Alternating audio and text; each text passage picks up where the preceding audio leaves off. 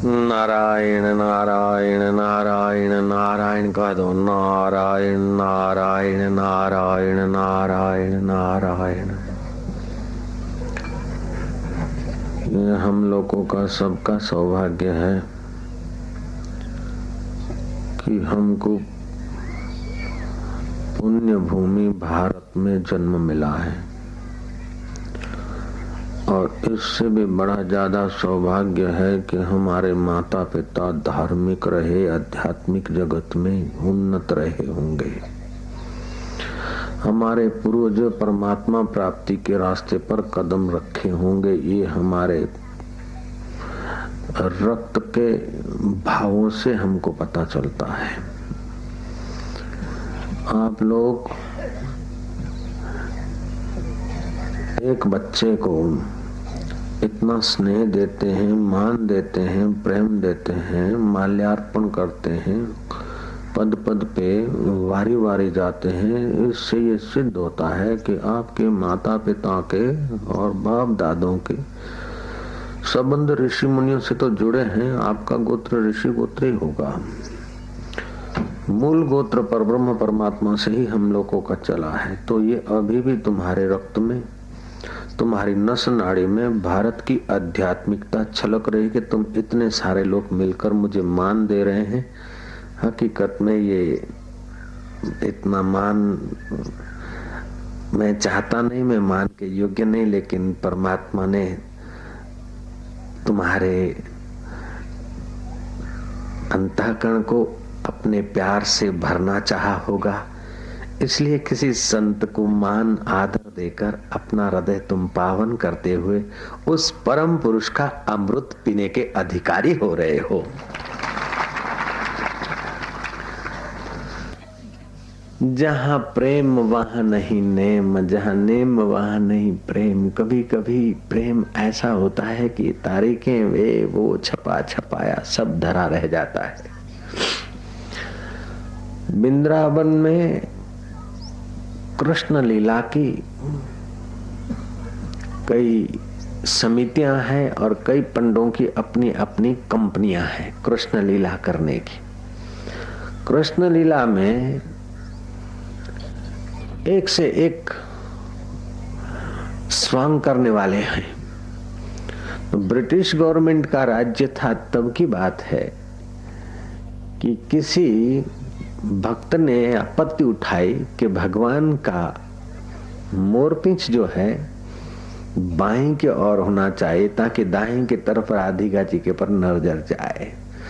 दूसरी कंपनी ने कहा नहीं, मोरपिंच दाएं होना चाहिए तो बाएं दृष्टि जाए। अब वो दोनों कंपनी वाले आपस में लड़ पड़े, मुकदमा एक दूसरे पर जारी कर दिया।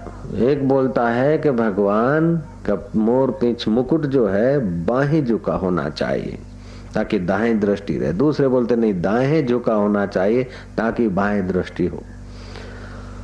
मुकदमा मथुरा में दर्ज हुआ, पेशी पड़ती रही।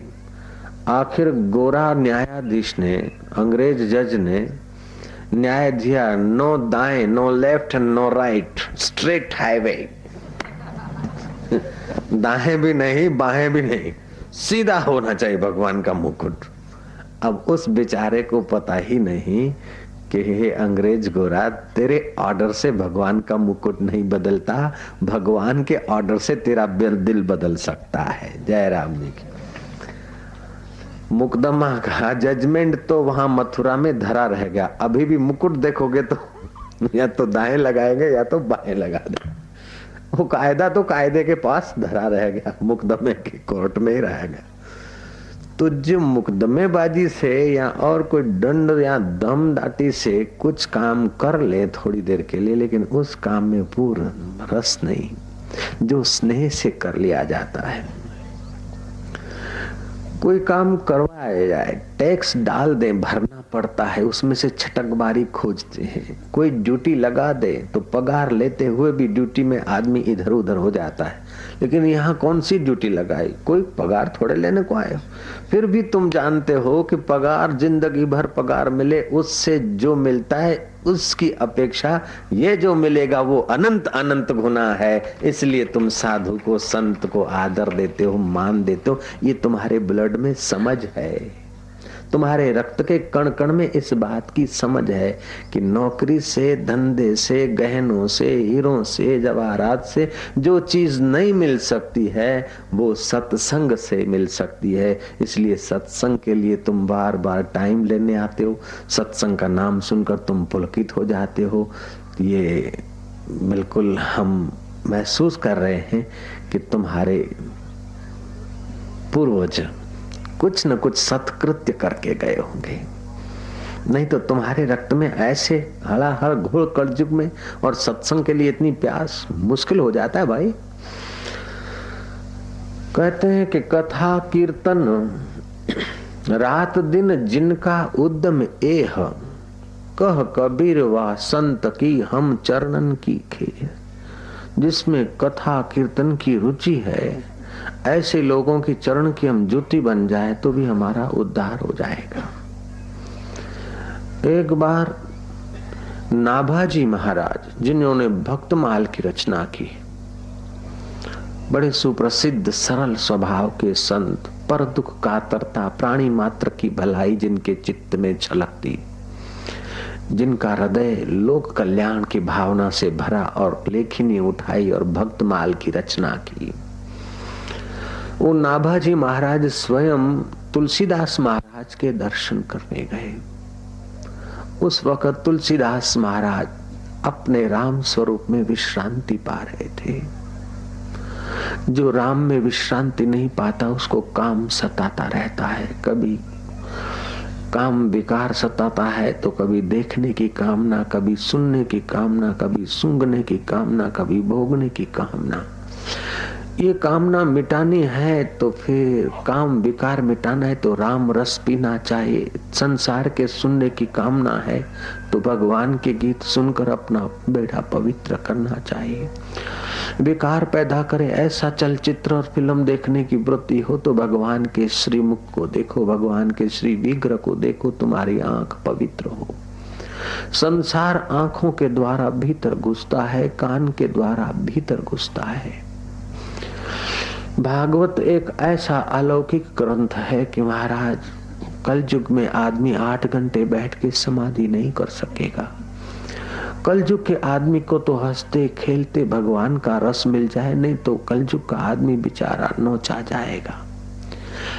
ये भागवत का अध्ययन करने के बाद नाभाजी महाराज के चित्त में ये भाव उठा होगा कि कोई भक्तमाल, भक्तों का जीवन चरित्र दूसरे लोग सुने तो उनका हृदय भी कुछ न कुछ पावन होगा, ताकि मेरी लेखनी सार्थक हो जाए, मेरा दिल पवित्र हो जाए। किसी को भगवान के रास्ते चलाने में दिल में जो शांति मिलती है, जो पवित्रता मिलती है, जो आनंद आता है, वो आनंद करोड़पति को भोगने में, करोड़ों का उपयोग करने में भी नहीं आता। जो भगवान नाम से रस मिलता है वो महाराज स्वर्ग में भी रस नहीं है। स्वर्ग का सुख, स्वर्ग का अमृत पीने से तो पुण्य नाश होता है, लेकिन सत्संग का अमृत पीने से पाप नाश होता है। स्वर्ग का अमृत पीने से तो अप्सराएं मिलती है और सत्संग का अमृत पीने से तो परमात्मा मिलता है। जिसके जीवन में सत्संग का अमृत नहीं है, वो चाहे कितनी सुविधाओं के बीच जीता हो, फिर भी वो हृदय का दरिद्र रहेगा। सुख के लिए बाहर भटकेगा, विकारों का शिकार होगा। नाभाजी महाराज ने देखा कि कलयुग का आदमी विकारों का शिकार बनेगा, इसलिए कलयुग के आदमी के आगे भक्तों के जीवन चरित्र अगर रख दिए जाए, शायद उसका दिल पिघले, शायद उसका मन पवित्र हो, शायद उसके जीवन की नैया जीवन दाता के तरफ चले। उस संत प्रवर ने भक्तमाल की रचना की, नाभाजी महाराज ने भक्तों के जीवन चरित्र। एक संत तो यूं कहते हैं कि भगवान के दर्शन से मोह हो सकता है, भगवान के दर्शन से इतना फायदा नहीं होता जितना भगवान के भक्तों के चरित्र सुनने से हो जाता है। जय राम जी की। भगवान के दर्शन करने से तो मोह हो सकता है, भगवान के दर्शन से तो भ्रांति हो सकती है। भगवान के दर्शन करो श्री विग्रह के तो भय, क्रोध और कपट रह सकता है, लेकिन भगवान के प्यारे भक्तों के चरित्र जब कथा में आदमी सुनता है तो मोह, भय और कपट दूर होता जाता है। भगवान के दर्शन तो मंथरा ने किए थे और हृदय में कपट भरा था। भगवान के दर्शन तो कई ने किए थे और हृदय में स्वार्थ भरा था, क्रोध भरा था। भगवान के दर्शन तो गरुड़ ने किए थे। श्री रामचंद्र जी जब नागपाश में बांधे गए उस समय नारद जी गए गरुड़ के पास के गरुड़, ठाकुर जी नागपाश में बंधे हैं, जाओ सेवा का मौका मिल रहा है। गरुड़ जी का तो नाम सुनकर सर्प विदा हो जाए। गरुड़ जी आए, कुछ सर्प तो भाग गए और कुछ सर्प जो जटिल थे उनको गरुड़ जी ने चोंच मार के ठिकाने लगा दिया। श्री रामचंद्र जी नागपाश से मुक्त हुए। गरुड़ जी के मन में हुआ कि अगर मैं नहीं आता तो मेरे ठाकुर जी का क्या हाल होता। जय राम जी की। गरुड़ जी राम जी के दर्शन कर रहे हैं और गरुड़ जी को मोह पैदा हुआ है कि आई एम समथिंग, मैं अगर नहीं आता तो राम जी का क्या। उनको पता नहीं कि मेरे नारायण नर लीला कर रहे हैं, तुम्हें सेवा का मौका दे रहे हैं। भ्रुकुटी बिलास सृष्टि लय हो गई, तुम्हारे संकल्प मात्र से सृष्टि की उथल पुथल हो सकती है। वो श्री रामचंद्र जी है सीता ए सीता ए सीता करके दिखा रहे हैं कि एक नारी सदा ब्रह्मचारी व्रत कैसे पाला जाए। जय राम जी की। भैया लक्ष्मण, हाय लक्ष्मण मैं अवध में कैसे जाऊंगा, भैया तो उठ। मेरे भैया लखन, लखन तो ऐसी सेवा करता था, मेरे भैया भैया भैया करके भगवान आंसू बहा रहे हैं। नर लीला करके नरों को दिखा रहे हैं कि जीवन में कैसा स्नेह होना चाहिए, कैसा भाई भाई के लिए प्यार होना चाहिए। महाराज रामचंद्र जी की नागपाश में से तो सेवा करके गरुड़ ने मुक्ति करा दी, समझो ठाकुर जी की मुक्ति करा दी नागों से। लेकिन उसके मन में आ गया कि अगर मैं नहीं आता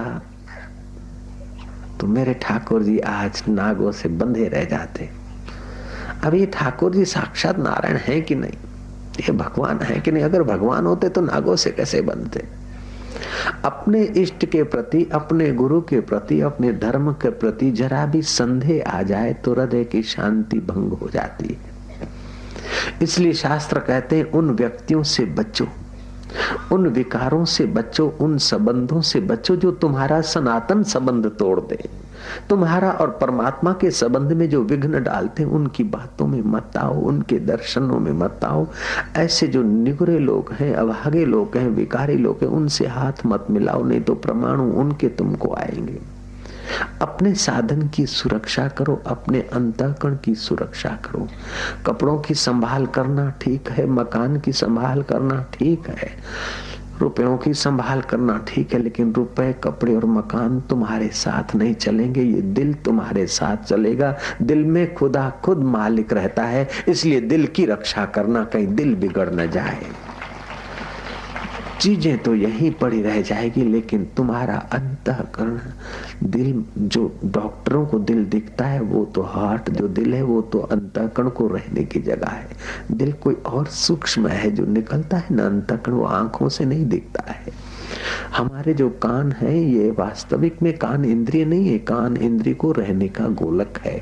हमारी जो आंख है वो वास्तविक में नेत्र इंद्रिय नहीं है, नेत्र इंद्रिय इसके अंदर सूक्ष्म तन्मात्राएं हैं। तो नेत्र रहते हैं लेकिन सूक्ष्म तन्मात्राएं चले जाते हैं, तो आंख होते हुए भी आदमी नहीं देख सकता है, कान होते हुए भी आदमी नहीं सुन सकता है। तो हमारे आंख, कान, नाक, ये इंद्रियों के भीतर पंच तन्मात्राएं काम करती है।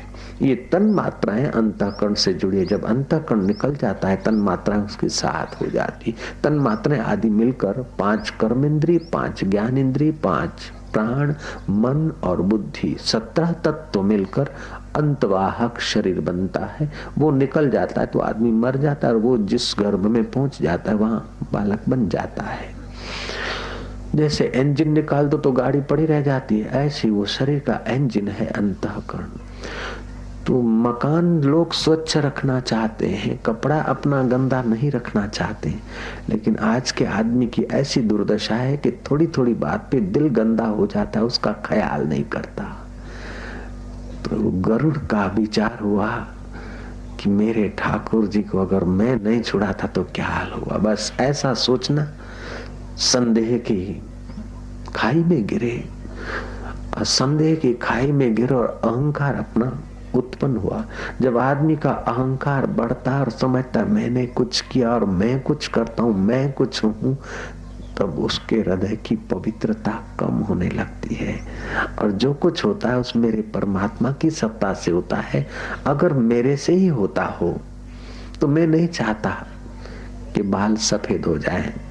काले बाल रखते थे अपने छपड़े के, जयराम जी की, ये जो काला छपड़ा था वो उसको सफेद नहीं होने देते। तुम्हारे से अगर होता है तो जयराम जी बोलना पड़ेगा। गुलाब कहता है, गुलाब का पौधा कह दे कि गुलाब का फूल मैं खिलाता हूं, तू गुलाब का फूल तू खिलाता, ये दिख रहा है, लेकिन ऐसी व्यवस्था है उस परमात्मा की। गुलाब का फूल मैं खिलाता हूं, तू खिलाता है, तो तू मोतिया और मोगरे का फूल खिला के देख तो मैं समझू कि तू गुलाब का फूल खिलाता है। बेटे को मैंने जन्म दिया, ये मेरा बेटा है, ठीक है व्यवहार में कह दो, लेकिन बेटे को तू पैदा कर सकता है, हम तब माने कि बेटे की जगह पे तू चिड़िया पैदा करके दिखा दे, कबूतर पैदा करके दिखा दे, तब हम तुमको माने। मैं बेटा पैदा किया, मैंने बेटी पैदा किया, अरे उसने तुम्हारे शरीर का ढांचा ऐसा बनाया और उसकी सत्ता से बेटा और बेटी तुम्हारे शरीर से पनपे और हो गए। तो आदमी अगर कह दे कि बेटे को जन्म मैं दे दिया तो ये झूठी बात है। क्यों? कि अगर बेटे को जन्म देने के तेरे तो और कोई साधन को जन्म दे के दिखा दो। ये कुछ व्यवस्था है, करने वाला दिन रात अपनी व्यवस्था कर रहा है, हम लोग निमित्त मात्र होते हैं। जब ऐसी समझ बढ़ती है ना तो परमात्मा का प्रकाश बढ़ता जाता है, शांति बढ़ती जाती है, ज्ञान बढ़ता जाता है, और उस सत्य स्वरूप का खजाना मिलता जाता है। ले तो उसका और मोहर लगा दे अपनी, ये मन की बेईमानी है, अपने को मन धोखा देता है। जय राम जी की। अब गरुड़ जैसे को धोखा दे सकता है तो तुम्हारे को हमारे को कभी धोखा दे दे, इसमें आप संकोच न, संदेह नहीं करना, मिल सकता है। इसलिए सतत सावधान के परमात्मा मन के धोखे से हमको बचाना। नारायण नारायण। गरुड़ जी को धोखा हो गया। ठाकुर जी के दर्शन करने से मोह हो सकता है, भगवान के दर्शन करने से भी आदमी को मोह हो सकता है, लेकिन भगवान के प्यारे भक्तों की चरित्र सुनने से मोह नाश होता है। गरुड़ को हो गया मोह, और मोह होने से माना देह में मोह हो गया ना, कर्तृत्व शक्ति में अपने में मोह हो गया, वो सत्ता भूल गया, अशांति हो गई।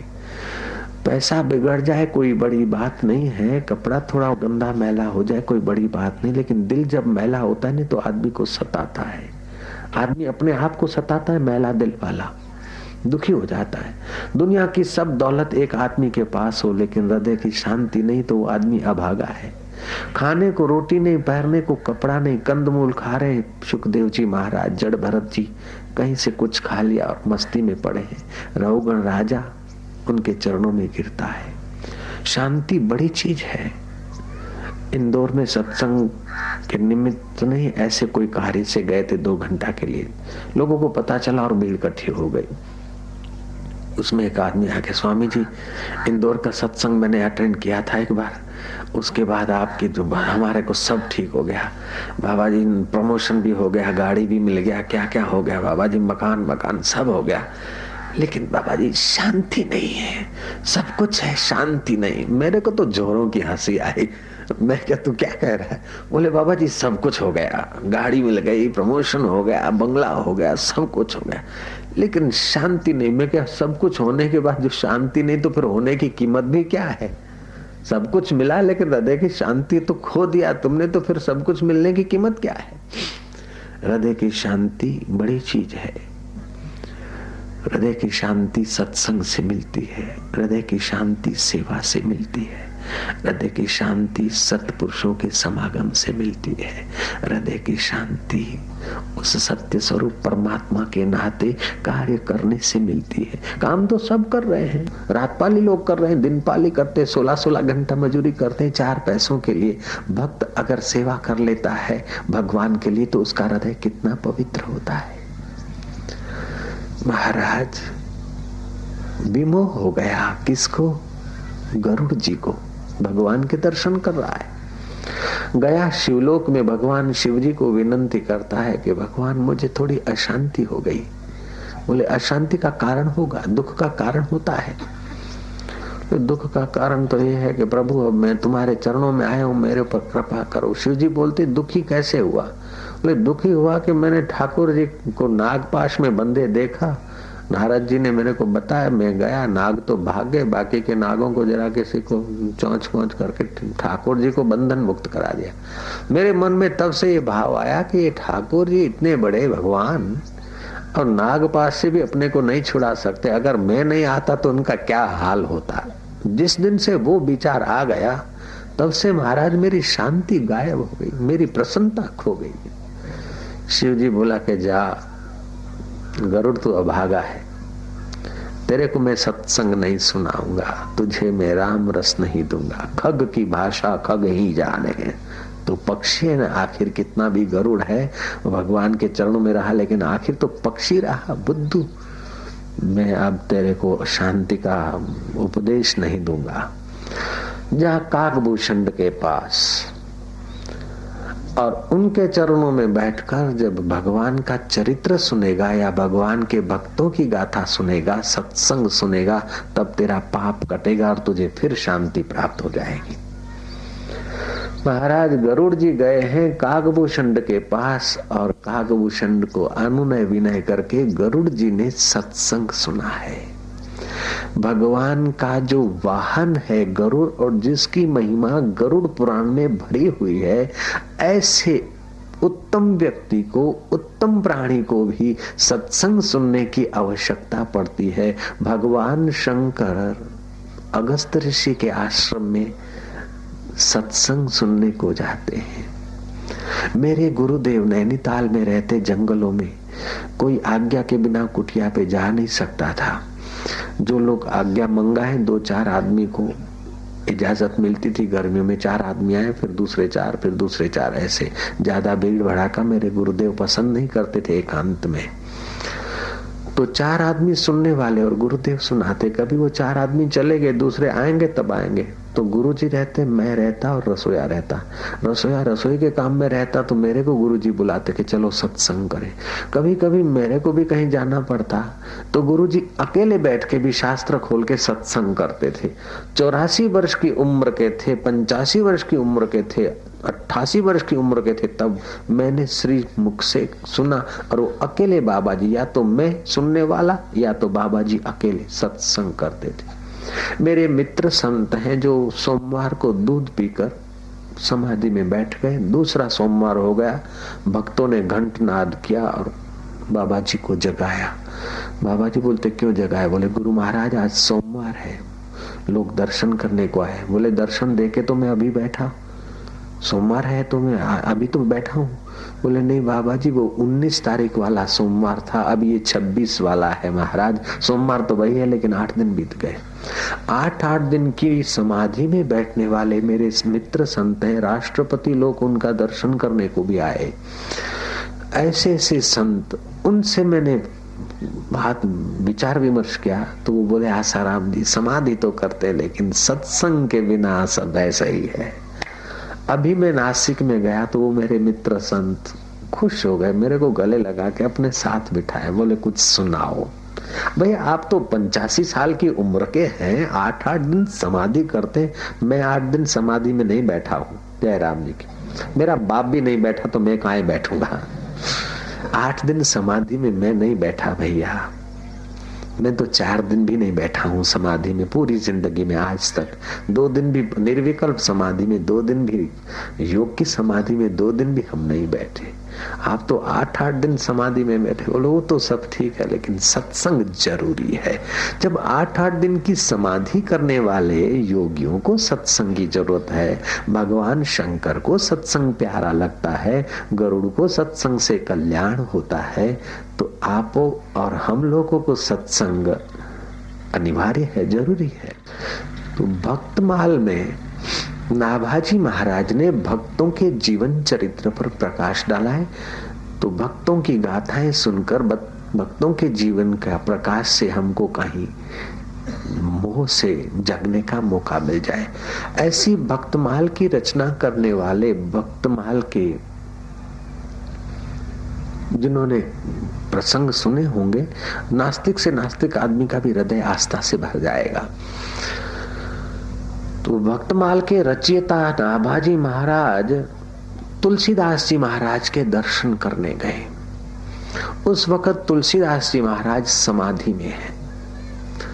भक्तों ने कहा कि गुरु महाराज समाधि में है, इसलिए हम लाचार हैं, नहीं तो संदेशा दे देते। तुलसीदास जी ने कहा नहीं, संत समाधि में हो तो फिर उनको विक्षेप नहीं करना चाहिए। तुलसीदास जी समाधि में थे, नाभाजी महाराज वापस गए। नाभाजी महाराज तो गए अपने ठिकाने में। तुलसीदास जी महाराज जब समाधि से जगे तो भक्तों ने बताया कि नाभाजी महाराज स्वयं चलकर आपके दर्शन करने को आए थे। तुलसीदास ने सोचा कि मेरे द्वार पर ऐसे उच्च कोटि के संत नाभाजी महाराज आए और मैं उनको मिल नहीं पाया, अरे ये क्या हो गया। बोले गुरु महाराज आप ध्यानमग्न थे।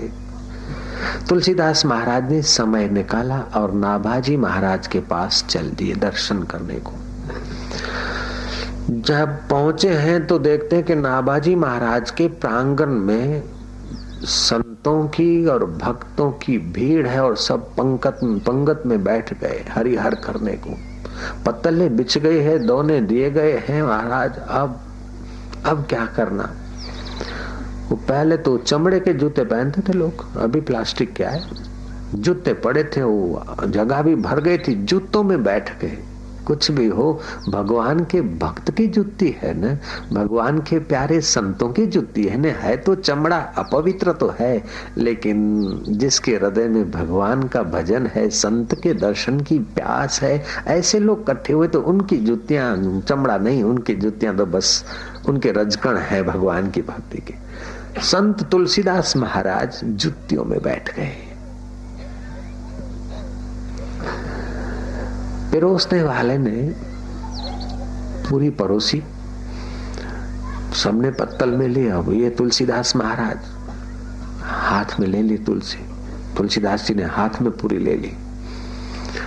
अब आया खीर परोसने वाला, तो सबको दोने में देते कि तुलसीदास ने देखा कि अब कोई साधन तो है नहीं।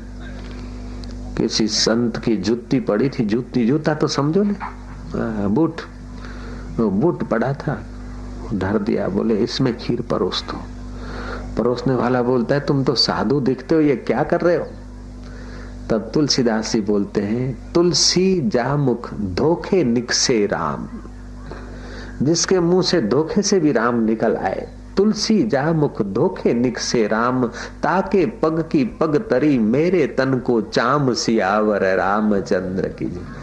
जिसके मुंह से धोखे से भी भगवान का नाम निकल जाए, उसके चरणों की जुत्ती भी मेरे चमड़े से बन जाए तो मेरा जन्म सफल हो जाएगा। खीर परोसने वाले ने देखा कि ये कोई खाली देखने भर का साधु नहीं है, लेकिन वास्तव में साधु है। इसकी आंख में कितनी अमी है। खीर वाला तो खीर क्या परोसे महाराज, धर दी बाल्टी और भागा नाभाजी महाराज के पास। कोई एक ऐसे साधु आए कि जिनको अपने साधु होने का भी अभिमान नहीं है। वो महाराज हम क्या बताएं आपको। बताने वाले का हृदय पवित्र हो रहा है। पवित्र व्यक्ति का दर्शन करने से सेवा करने वाले भी पवित्र हो जाते। वो तो पिरोस रहा था खीर, लेकिन खीर परोसते परोसते उसके हृदय में भगवान की भक्ति, संत के दर्शन ने परोस डाली। उसका हृदय भर गया है। नाभाजी महाराज के चरणों में गिर पड़ा कि गुरु महाराज बोले बेटा बोल क्या है? बोले गुरु महाराज। अरे भैया बोल तो। बोले गुरु महाराज आंखें भर आई है। नाभाजी बोलते क्या देख कर आया, क्या हुआ तेरे को? बोले महाराज एक संत आए, संत। बोले क्या है? बोले महाराज वो तो ऐसे चुपचाप बैठ गए, किसी को डिस्टर्ब ना हो, किसी को विघ्न ना हो, इसलिए वो जब देरी से आए तो पीछे ही बैठ गए। पत्तल पिरोसने वाले पत्तल बांट गए थे, दोने बट गए थे महाराज। फिर पूरी वाला पूरी दे गया, उन्होंने हाथ में पूरी ले ली। महाराज जब मैं खीर लेकर गया तो देखा कि हाथ में तो पूरी है, खीर के लिए कोई साधन नहीं है। उस महाराज ने किसी साधु का जूता उठाया, उसमें बोलता कि खीर धर दो। मैंने कहा कैसा पागल आदमी है, मैं पहचान नहीं पाया। मेरे मन में हुआ कैसा पागल आदमी के चमड़े के जूते में खीर मांगता है। महाराज मेरा पागलपन था, इसलिए मैंने उस संत को पागल माना। मैंने कहा कि तुम क्या कर रहे हो? तब उसने कहा तुलसी जामुख धोखे निकसे राम, तुलसी जामुख धोखे निकसे राम, ताके पग की पग धरी मेरे तन को चाम। महाराज मानो न मानो वो तुलसीदास जी महाराज है, मुझे माफी दिला दो। मैंने उनका अनादर कर दिया, मन से अपमान कर दिया। मैंने तो मन से अपमान कर दिया, फिर भी उस संत के वचन ने मेरे मन को ही हर लिया है महाराज। नाभाजी महाराज गए, देखे अरे जिनके दर्शन करने को मैं गया था वो संत और यहाँ जूतियों में बैठे, तुम क्या कर रहे हो महाराज? गले लगा दिया और नाभाजी महाराज के आंखों से गंगा और यमुना बही। नाभाजी महाराज की तो आंखें भीग गई, लेकिन वो दृश्य देखकर जो लोग खीर खाने को आए थे, पूरी खाने को आए थे, उनका खीर पूरी तो वहां जरा रह गया, भगवान के अमृत का पान करने लग गए। दो संतों की मुलाकात, प्यारे भक्तों का जीवन चरित्र सुनने से जो हृदय शीतल होता है, जो अंतःकरण पवित्र होता है, वह पवित्रता तो स्वर्ग में कहा। गंगा में तो कोई कोई स्नान कर सकता है, बह जाने का भय रहता है, ठंडी लगने का भय रहता है, लेकिन सत्संग होता है वहां तो ज्ञान गंगा स्वयं हाजिर हो जाती है। दो संतों का मिलन हुआ है, हरि चर्चा हुई है, सत्संग चल पड़ा है। नाभाजी महाराज के अश्रुधार गंगा यमुना बह रही। नाभाजी कहते हैं कि मेरे भक्त माल का आज मुझे मेरू मिल गया है। माला में 108 दाने होते हैं, 108 दाने हो फिर भी माला संपूर्ण नहीं कही जाती। माला में मेरू होता है तब माला पूर्ण होती। नाभाजी महाराज तुलसीदास जी को बस देखते कहते कि आज मेरी माला सार्थक हो गई। भक्तमाल मैंने लिखा, लेकिन मेरे भक्तमाल का मेरू मुझे आज प्राप्त हुआ है। भगवान का दर्शन करने से मंथरा को कपट रहा, कई के पास क्रोध बना रहा, लेकिन भगवान के प्यारे भक्तों का अथवा भगवान का गुणगान सुनने से या भगवान का नाम लेने से, कितना भी कपटी आदमी हो, कितना भी अभिमानी आदमी हो, लोगों की नजर से कितना भी बड़ा आदमी हो, लेकिन उसका हृदय भगवान के प्रेम से भर जाता है। सत्संग की बराबरी मेरे गुरुदेव मुझे कभी कभी टोक देते थे। उस समय लगता था कि गुरुजी मेरे को नहीं जानते हैं, बेवकूफी रही होगी अपनी। मैं एकांत में समाधि लगाने में ज्यादा मानता था, किसी से मिलना जुलना मेरे को अच्छा नहीं लगता था। कुटिया थी पहली डीसा में, और ऐसी ही बाउंड्री थी जैसी आमेट के साधकों ने बनाई। खैर, एक आदमी अच्छा काम करता तो गांव का कितना यश होता है। और मैं तो सोचता हूँ कि उन्होंने नहीं बनाई, तुम्हारे संकल्पों ने बनाई, तो तुमने सबने बनाई। तो जैसे तुम लोगों ने यहाँ कुटीर बनाई, ऐसे डीसा में किसी ने बनाई थी गुरुदेव के लिए। गुरुदेव तो उसमें नहीं रहे, मेरे को आज्ञा दे दी के जाओ उधर रहो। तो मेरे को तो एकांत चाहता था, मिल गया। फिर भी गुरुदेव के चरणों में जब जाता था तो गुरुजी थोड़ा सा मेरे को टोक देते थे। सिंधी भाषा में बोलते थे। मेरे को जब बोलना होता तो सिंधी भाषा में एक दो वचन बोल देते थे, मैं समझ जाता कि मेरे तरफ इशारा है। गुरुदेव कहते थे, खलक जी खिजमत खान भाया बंदगी बेहतर। ऐसा बोल के फिर मेरे तरफ देखते थे। मैं भाव से प्रणाम कर लेता था, सोचता था कि कितना ख्याल रखते हैं, इतने लोगों के बीच भी कुछ संकेत करना है तो मेरे को सुना तो देते हैं। अपना मानते तभी सुनाते ना। माँ जितना लॉलीपॉप या चॉकलेट या मिठाई खिलाती है, वो जितना प्रेम है उतना ही माँ का थप्पड़ मारते समय भी प्रेम है, लेकिन वो प्रेम का रूपांतर है। दुश्मनी से थोड़े थप्पड़ मारती है, अपना समझ के तो थप्पड़ मारती। गुरु जब मिठाई देता है, प्रसाद देता है, धन्यवाद देता है, तभी तो गुरु की कृपा है। लेकिन गुरु जब आंख दिखाते तभी भी समझो कृपा है, वो कृपा का रूपांतर है, हमें अपना समझते हैं। चॉकलेट तो सब बच्चों को दी जाती है, अपने बच्चे को और दूसरे बच्चों को भी चॉकलेट दे सकते हो, लेकिन जब थप्पड़ मारनी होती है ना तो केवल अपने बच्चे को ही मारी जाती, दूसरे को नहीं मारी जाती। तो अपनात्व ज्यादा है मेरे गुरुदेव का मेरे पर। इतने सारे दूसरे गुरु जी के शिष्य हैं, उनको नहीं डांटते, उनकी तो कई गलती, उनको नहीं बोलते, मेरे को बोलते। तो मेरे पर गुरु जी की बड़ी कृपा है। मेरी गलती ये क्या कि मैं लोगों से मुलाकात करने में नहीं मानता, एकांत में रहो, पड़े रहो चुपचाप, बस खाने पीना कुछ नहीं, थोड़ा सा मूंग वूंग उबाल देते हो, रख देते थे, भिगा देते थे, चबा लिया, बस बैठे रहो। तो गुरुदेव टोकते थे। अब पता चलता है कि गुरुदेव अगर उस समय नहीं टोकते तो शायद हम लोग अभी यहाँ भी तो नहीं होते। कितनी कृपा रही होगी गुरुदेव की आमेट के लिए। उस वक्त गुरुदेव के कान पर आमेट का नाम नहीं आया होगा, गुरुदेव के कान पर ग्वालियर के और जगह पे अपना सत्संग होगा, ऐसा गुरुदेव के कान पर नाम नहीं आया होगा। लेकिन मैं अकेला एकांत में बैठता, समाधि में लगा रहता, तो मेरे अकेले का कल्याण होता। गुरु ने कैसी कृपा कर दी कि वो इस शरीर के द्वारा हजारों का कल्याण का काम कर रहे हैं। ये उनकी कृपा तो काम कर रही है, मैं क्या होता हूँ भैया। उन महापुरुषों की कृपा ही तो काम कर रही है, ब्रह्मवेताओं की। तो आपके हृदय में सचमुच वो परमात्मा का प्रसाद है। आप सचमुच में भाग्यशाली कि आपको कथा में रुचि है, सत्संग में रुचि है। पापी मनुष्य की यह पहचान है कि जिसको हल्की भोग भोगने में रुचि हो,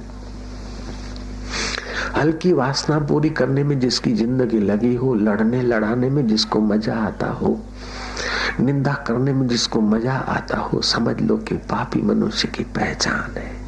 लेकिन सत्संग सुनने में जिसको मजा आता है, परमात्मा का नाम लेने से जिसको मजा आता है, निष्काम भाव से सेवा करने में जिसको मजा आता है, सत्पुरुषों का दर्शन करने से जिसको आनंद आता है, माता पिता का आदर करने से जिसको आनंद आता है, समझ लेना कि उस पर भगवान की विशेष कृपा है। तुलसीदास जी महाराज कहते हैं, तुलसी पूर्व के पाप से हरि चर्चा न सुहाए, जैसे ज्वर के जोर से भूख विदा हो जाए। अति पापी आदमी को सत्संग में रुचि नहीं होती है, और अति पापी आदमी भी अगर सत्संग में जाए तो धीरे धीरे उसके पाप कट जाएंगे, वो निष्पाप होता जाएगा।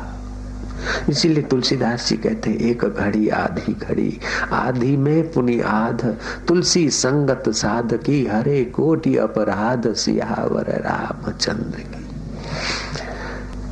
अभी तो थोड़ी देर मिलकर कीर्तन करेंगे।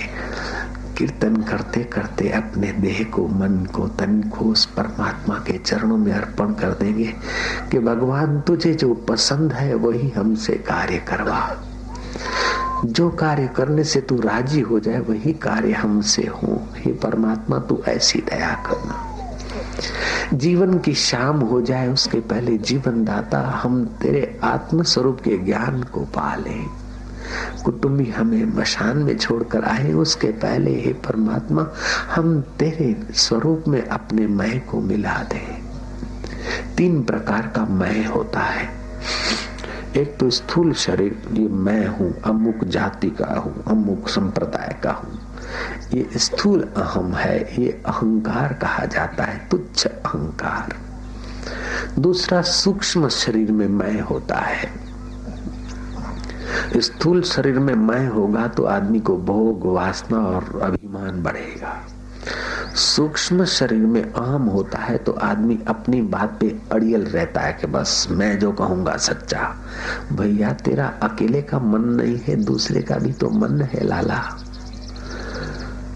सोराने में किलो नी मोने है पण सोरा रोए तो मन है। कदी सोरारी बात वेगी, कभी सोरीरी होगी, कदी सोरारे मारी होगी तो कदी थारी हैगी मोरी बात भी जोईजे। वो सूक्ष्म शरीर में जब अहंकार घुस जाता है पक्का, अपनी बात पे धावा बुलाते हैं, दूसरे की बात काटते रहते, दूसरे को। स्थूल में अहम होता है तो आदमी को भोग वासना में रुचि होती है, भोगी बनता है। सूक्ष्म शरीर में अहम होता है तो आदमी विचारों की पकड़ रखता है कि यह होना चाहिए। अरे बीड़ी फर्स्ट क्लास है महाराज, तुम भी पी के देखो।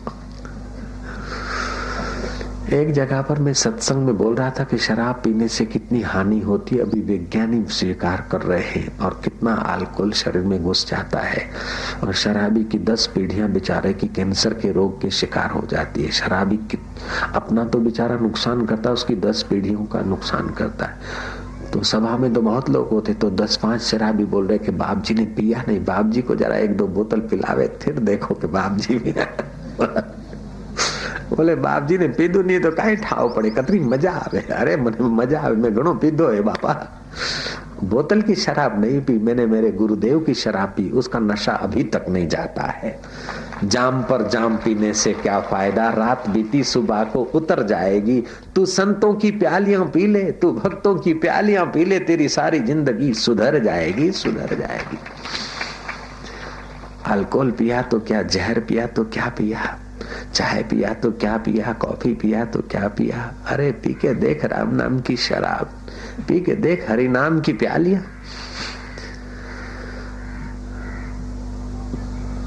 नारायण नारायण नारायण नारायण नारायण नारायण नारायण। लक्ष्मी चंद सेठ को स्वप्न हुआ है रात को। लक्ष्मी जी ने कहा कि मैं तो तुम्हारे घर से विदाई लूंगी, तुम्हारे पुण्य पूरे हो गए, तुम्हारा जो दान पुण्य सेवा था वो तुमने खर्च कर लिया, पुण्य तुम्हारा खत्म हो गया, अब मैं तुम्हारे घर से रवाना होने वाली हूँ। तुमको कुछ चाहिए तो मांग लो वरदान, लेकिन शर्त ये कि वो मांगो मेरे सिवाय की बात। लक्ष्मी मांगोगे तो नहीं मिलेगी, और कुछ मांग लो। लक्ष्मी चंद सेठ बोलते हैं कि माता जी कृपा करके तुमने सपने में हमको बताया है कि जा रही हो, तो कम से कम एक बार कल को पधारो। मैं कल सलाह करके सुबह को, कल रात को आप स्वप्न में पधारो, आपसे मांग लो। दूसरे दिन अपने कुटुंबियों को एकत्रित किया। 4 बहुएं थी, उसको 4 बेटे थे। तो बड़े बेटे ने बड़े बहू ने कहा कि अगर लक्ष्मी जी जा रही है तो लक्ष्मी जी को बोलो कि अपनी जो तिजोरी है ना, कि वो हीरे जवाहरात से भर के फिर चली जावे। तब दूसरी बहू ने कहा कि एक ऐसी बात करो, जब लक्ष्मी जी जाने वाली है तो धन में से धूल हो जाएगा, और लक्ष्मी जी आने वाली है तो 500 रुपए की जमीन भी 2 लाख बना लेती, 5 लाख बना लेती है मुंबई में। धूल में से धन होता है क्या? लोग बोलते धूल में से धन, धूल में से धन का मतलब है कि है इतने में लिया, खान लिया इतने में, और ऐसा धन निकल आया कि है। लक्ष्मी जी आने वाली होती तो कटथी मले, અને जाने वाली होती तो सब दरवाजा बंद करो तो ही जाए, है पियो खाओ लुटाओ, ऐसे होता है। तो तिजोरी भर के भी जाएगी माता जी, तो तिजोरी का हीरा जवेरात कौकरा वे जाएगा, कौकरा। बीचली बस बहू ने कहा कि लक्ष्मी जी से ऐसा मांगो कि अपने साथ जो वेर झेर करे, अपनी जो निंदा करे, कि अपना जिससे ऐसा है कि ऐसा समझोगे, आप नहीं जानता होगा ऐसा लड़ाई झगड़ा जानो होता, ऐसा ऐसा है। और लक्ष्मी जी से बोलो कि हमारा जिसके साथ ऐसा हो के झगड़ा, उनका नखो काट के जाओ, अनरो सत्यानाश हो जाए, ऐसा करके जाओ। तब वो छोटी बहू बोली कि ऐसा करने से अपने को क्या मिलेगा, किसी का सत्यानाश हो जाएगा तो उसका उतने में अपना भी तो पुण्य नाश तो हो ही रहा, और भी अपना तो काटा होगा। शक्कर खिला शक्कर मिले, टक्कर खिला टक्कर मिले, नेकी का बदला नेक है, बदों को बदी देख ले। इसे तो दुनिया मत समझ माई, ये सागर की मझधार है, औरों का बेड़ा पार करो तो तुम्हारा बेड़ा पार है।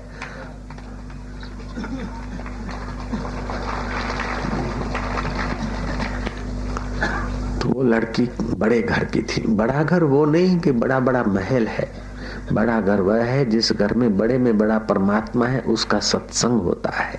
बड़े में बड़ा परमात्मा और संत का हृदय है, उसकी कथा और चर्चा होती है, वो बड़ा घर है। वो बड़े घर की लड़की थी। उसका माँ बाप तो गरीब थे, फिर भी वो बड़े घर की थी। आप समझ गए ना, बड़ा घर किसको बोलते हैं? जहाँ बड़े में बड़ा परमात्मा है, उसकी चर्चा होती है, सत्संग होता है। वो सत्संगी के संस्कार से पली थी बेटी, बहू होकर आई थी। ससुरा जी आपकी आज्ञा है तो मैं सुझाव। बोले हाँ बेटा बोलो। कि लक्ष्मी जी से दूसरे का सत्यानाश करने का आशीर्वाद लेना ठीक नहीं। लक्ष्मी जी से तिजोरी भर जाए ऐसी मांग करना भी ठीक नहीं।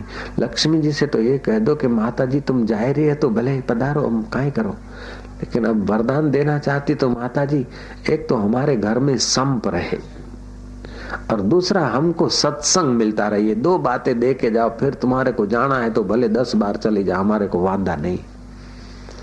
ससुरा जी ने सुन लिया बहू की बात, उसको अच्छी लगी। रात को लक्ष्मी जी आई स्वप्ने में। ससुरा जी से पूछा क्या चाहिए लक्ष्मी चंद सेठ?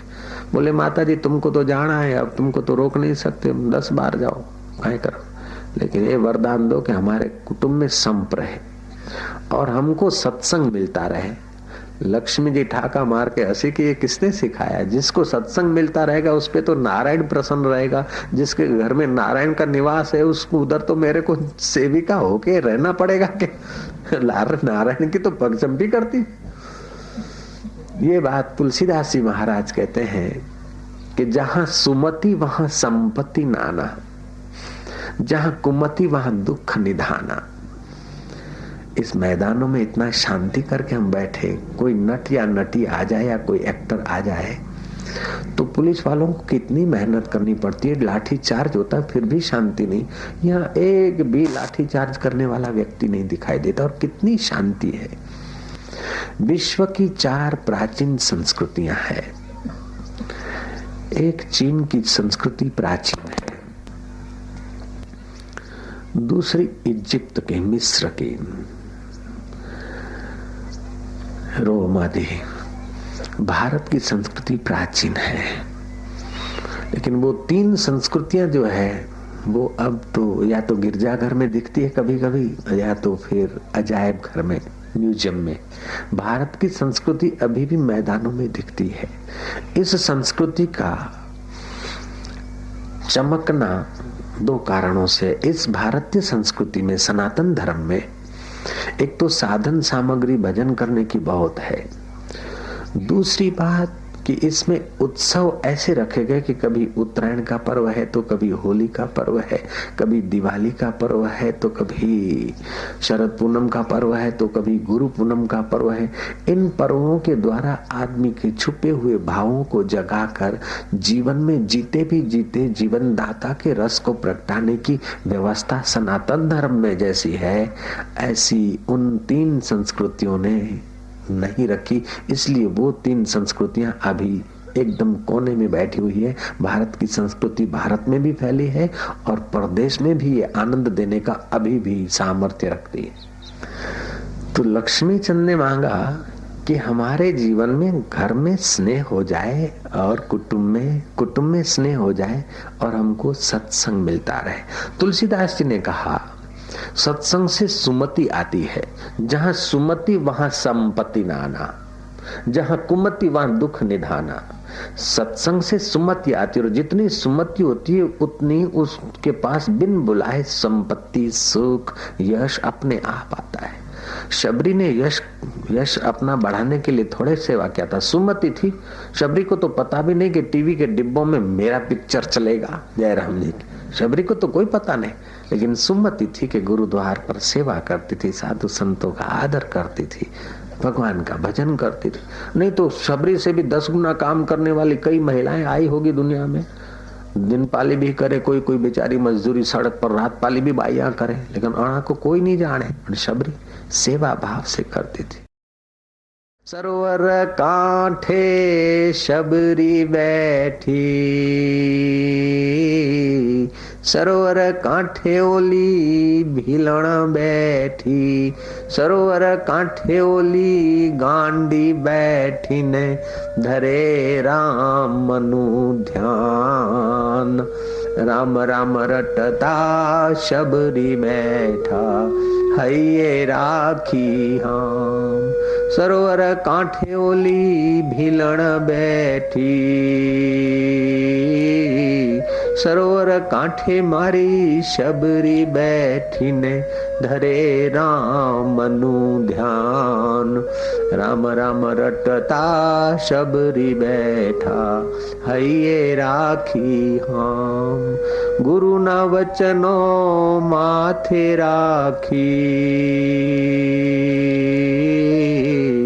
ऋषि ना वचनो माथे राखी, हैये धरती ध्यान। राम राम रटता मारा शबरी बैठा, हैये राखी हम। ए हाड सुक्या ने मास सुक्यूं, हाड सुक्या ने मास सुक्यूं, सुक्यूं शबरी केरू चाम। राम राम रटता शबरी बैठा, हैये राखी हम। सरोवर कांठे ओली भीलण बैठी। एक भीलण महिला को जितनी अक्कल है, उतनी अक्कल अगर आज के अभिमानी व्यक्ति को आ जाए तो उसका अभिमान नहीं रहेगा, भगवान का प्रकाश प्रकट हो जाएगा। तो मैंने विनंती किया था, 3 प्रकार का अभिमान होता है। एक देह का अभिमान, स्थूल शरीर का अभिमान, ये मकान मेरा, ये गाड़ी मेरी है, ये जाति मेरी है, ये खेत मेरा है, ये स्थूल अहंकार है। दूसरा कि ये मेरा सिद्धांत है, ये मेरा नियम है, ये मेरा है, वो मेरा है अंदर से, ये सूक्ष्म अहंकार। स्थूल अहंकार आदमी को भोगी बनाता है और तुच्छ अभिमान में गिराता है। सूक्ष्म अहंकार आदमी को सिद्धांतों में, ये मेरी बात बनी रहे, अब अपनी बात को इतना पकड़ रखेंगे कि सामने चाहे घाटा होता हो, नुकसान हो जाता हो हजारों आदमी का, लेकिन अपनी पार्टी का होना चाहिए। तीसरा अभिमान होता है वास्तविक आत्मा का। उस अभिमान के जहरे ये 2 अभिमान उस पर ढके रहते हैं। ये 2 अभिमान अगर हटा दे तो तीसरा अभिमान हटाने की जरूरत नहीं पड़ती है। तीसरा अभिमान तो आपकी अमरता की खबर देता है कि तुम आत्मा हो, तुम अजर हो, तुम अमर हो, तुम नित्य शुद्ध बुद्ध मुक्त हो। तीसरा अभिमान जब प्रकट हो जाए, ये 2 परतें हट जाए तो असलियत तुम्हारा मैं प्रकट हो जाएगा। सो हम देखा अपने आप को, मेरा दिल दीवाना हो गया, ना छेड़ो मुझे यारो, मैं खुद पे मस्ताना हो गया। राम तीर्थ का वो तीसरा मैं जो शुद्ध मैं प्रकट हो गया, तो राम तीर्थ बोलते, मैं बोल रहा हूँ, ईश्वर बोल रहा है, मैं बोल रहा हूँ, परमात्मा बोल रहा है, मैं भारत हूँ, मैं विश्व हूँ। तो लोगों ने बोला, क्या तुम ईश्वर हो, विश्व हो, ब्रह्म हो? बोले हाँ। तो बोले चांद सितारा तुमने बनाया? बोले हाँ, जब से बनाया तब से चमक रहे हैं, यही मेरी नीति है, वो मैं चैतन्य हूँ।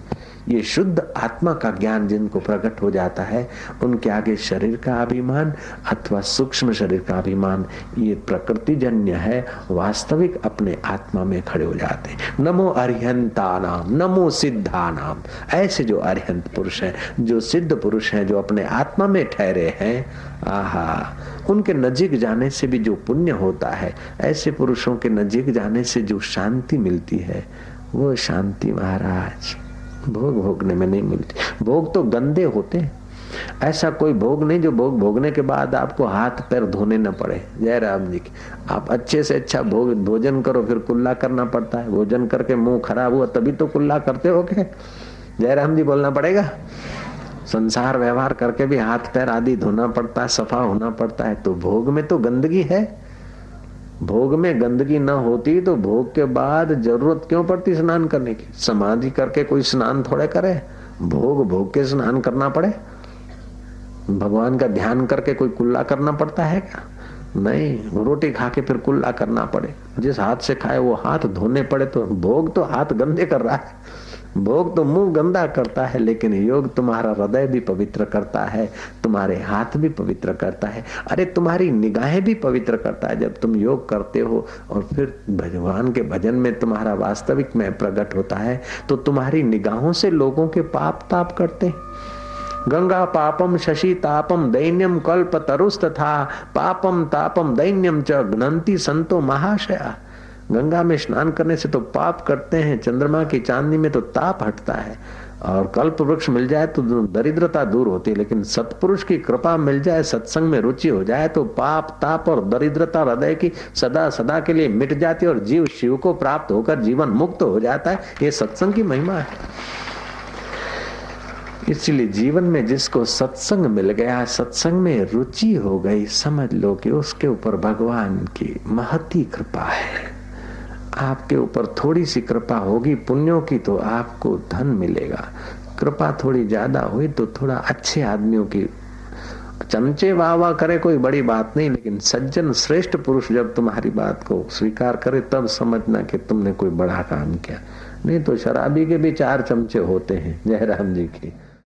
तुम्हारा यश कभी सच्चा माना जाए कि तुमने अच्छा काम कर दिया, वो शास्त्र अनुकूल होना चाहिए, महापुरुष अनुमोदित होना चाहिए, और वो कार्य करते समय तुम्हारे हृदय में शांति का, आनंद का एहसास होना चाहिए कि आपने बड़ा काम किया।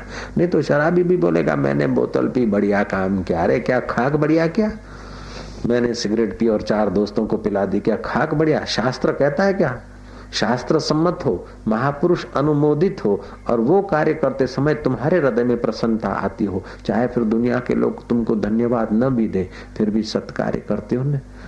शबरी भीलन जो सेवा करती थी, कोई देखने थोड़े गया था, गुरु भी तो चले गए थे, फिर भी शबरी की सेवा तो राम को स्वीकार हो गई।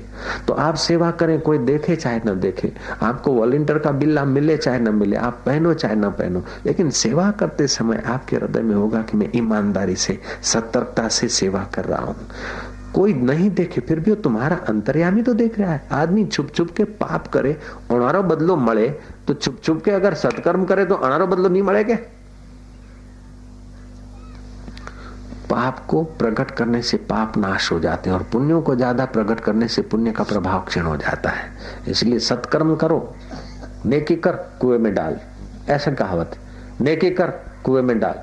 अरे कुएं में क्यों डाल दे कि जमे हो जाए? जैसे रुपया कमा तिजोरी में डाल, रुपया कमा पिया कमाओ तिजोरी में डालो, नेकी करे तिजोरी में डाल, तो इससे तुम्हारा हृदय और उन्मत्त होता है। भजन तो करे, लेकिन भजन ऐसा करे कि इस भजन का बदला संसार की चीज नहीं चाहिए, भजन का बदला तो भजन का दाता चाहिए। जय राम जी की।